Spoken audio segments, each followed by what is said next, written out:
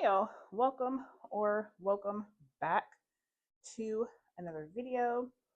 So today we're going to be talking about it being my birthday and why I don't celebrate as I drink my free coffee. Free coffee, okay, from Dutch Brothers. All right.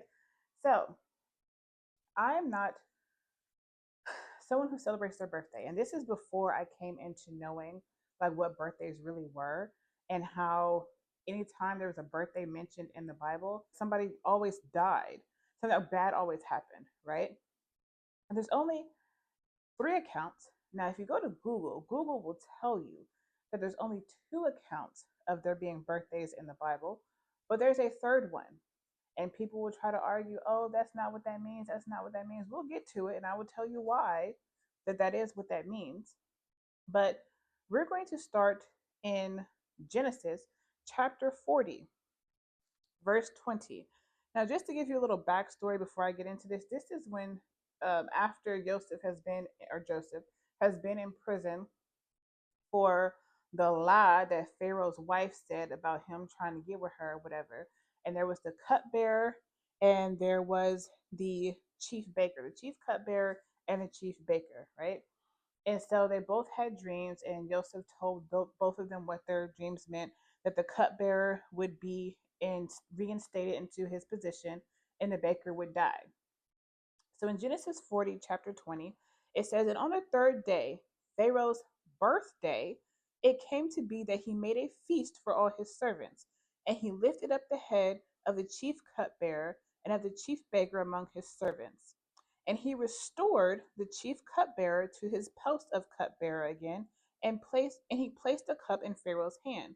But he hanged the chief baker as Joseph had interpreted to them. And the chief cupbearer did not remember Joseph, but forgot him. Right?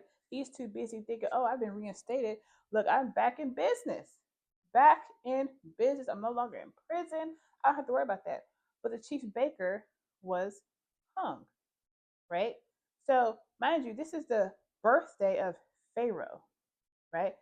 The biblical people, the people of the Bible, Hebrews, there are no birthdays mentioned among them as celebrating their birthday, except we'll get there. But as far as like actual celebrations and like going into detail about feasts and whatnot, the people are not of Hebrew descent. These are all the other nations, right? Birthdays is not something that YAHUAH has meant for us to celebrate the day that we were born. As a matter of fact, right? When we get to some of the prophets, curse the day I was born. Job said that. Isaiah said that. Cursed the day that I was born. All right.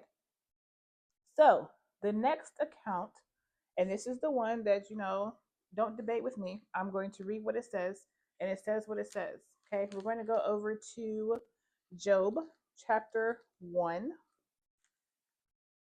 All right. And we're going to start at verse 4. And his sons went and had a feast in the house of each on his day, and sent and invited their three sisters to eat and to drink with them.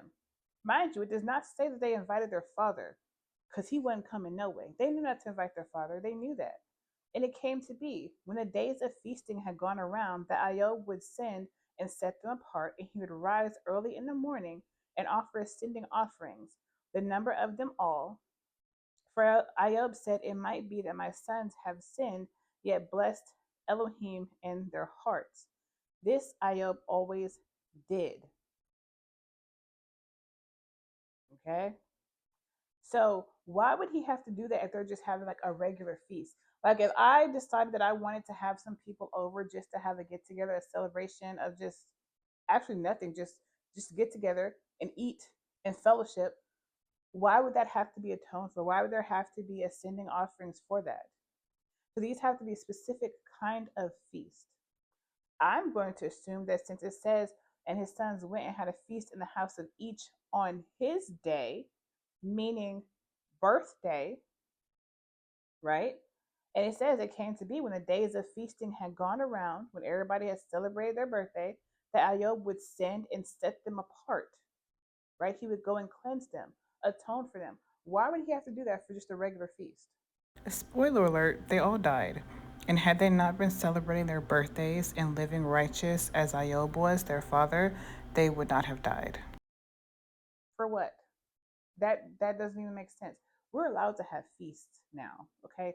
We are allowed to have feasts. We're allowed to have gatherings. We're allowed to get with family and friends and just break bread. We can do that. There's absolutely nothing wrong with that. As a matter of fact, most of the feast days involve doing that. But you can have a feast just to have a feast. That's not what this is talking about, right? Let's go to Matthew chapter 14. Now, this account is in both Matthew 14 and Mark 6. I will read both. But this is the account of Herod and John the Baptist, right? Very sad, tragic account. So, we'll start at verse 1. At that time, Herodias, the district ruler, heard the report about YAHUAH, and he said to his servants, "This is Yohanan the Immerser, or John the Baptist.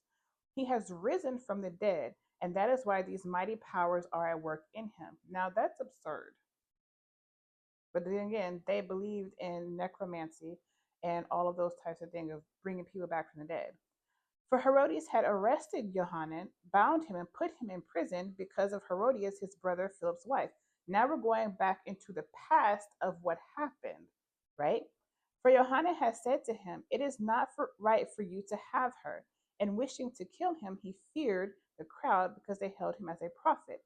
But as Herodias' birthday was being held, the daughter of Herodias, the woman that he stole from his brother, his stepdaughter slash niece, danced before them and pleased Herodias. So he promised with an oath to give her whatever she asked. And she, being urged on by her mother, said, "Give me here the head of Johanan the Mercer on a dish." His head on a platter. That's where that comes from. Okay? I want his head on a platter or her head on a platter. That's where that comes from. Right? And the sovereign was sad, but because of the oaths and the guests, he commanded to be given and sent and beheaded Johanan in prison. And his head was brought on a dish and given to the girl, and she brought it to her mother.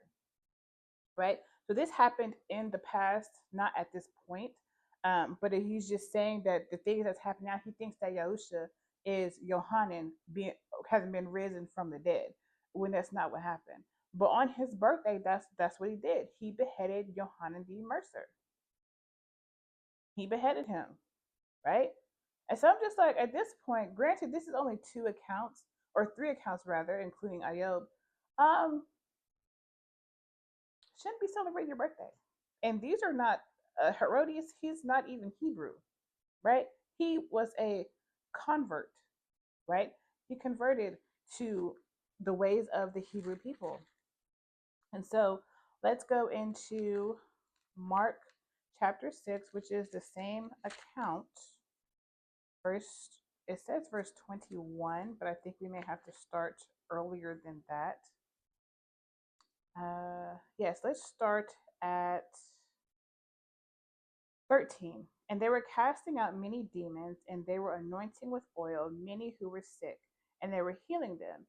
And sovereign Herodias heard, for his name had become well known, and he said, "Johanan the Immerser has been raised from the dead, and because of this, these powers are at work in him."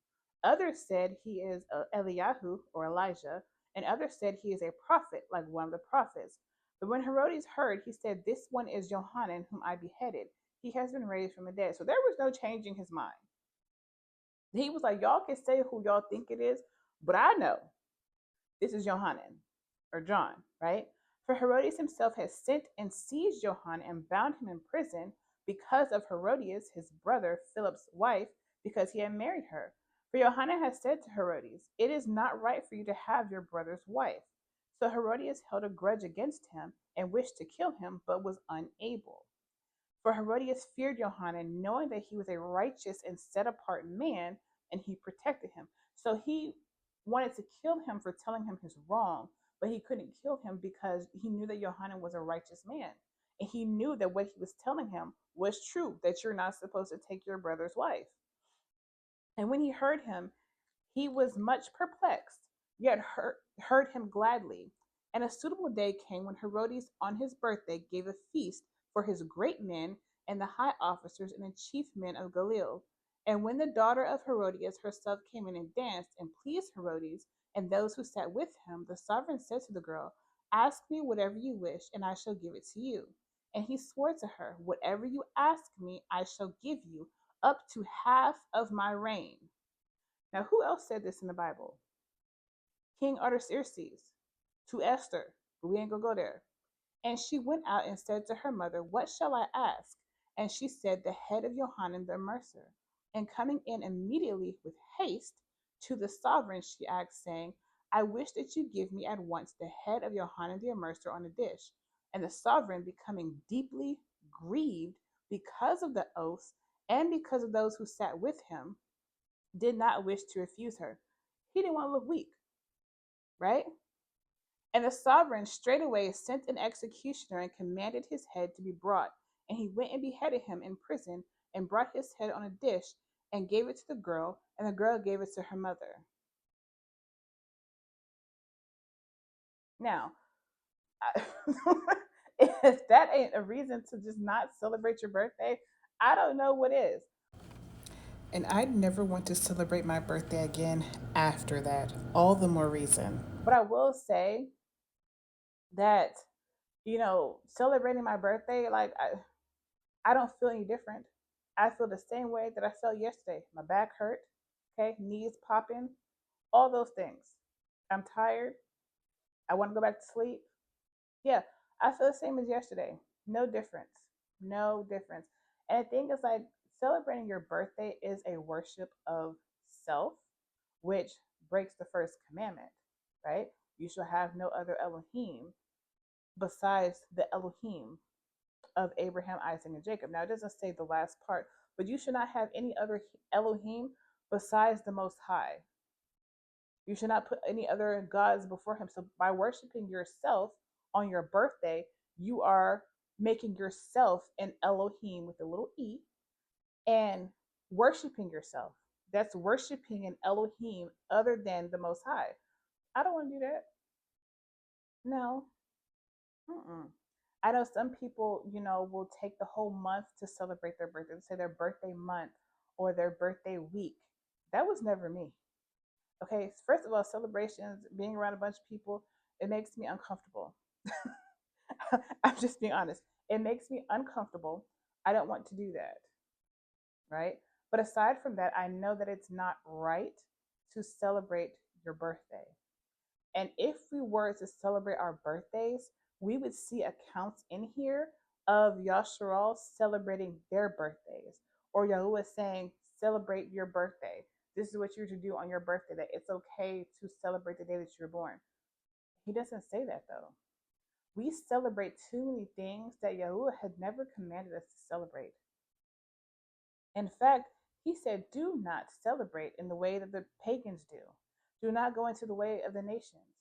Don't do that." So, needless to say, I don't celebrate my birthday. Now, you can do research on your own of why you shouldn't celebrate your birthday, where it stems from. I will leave some information, probably some videos and some links in the description below. You can do that on your own. That's not what this whole video was about. The video was about why I don't celebrate my birthday. You know, you celebrate yours, that's between you and the Most High. That ain't got nothing to do with me. So I'm going to go ahead and drink my free coffee, which is good, by the way. And I'm going to enjoy my day like I do every other day. Amen. God bless.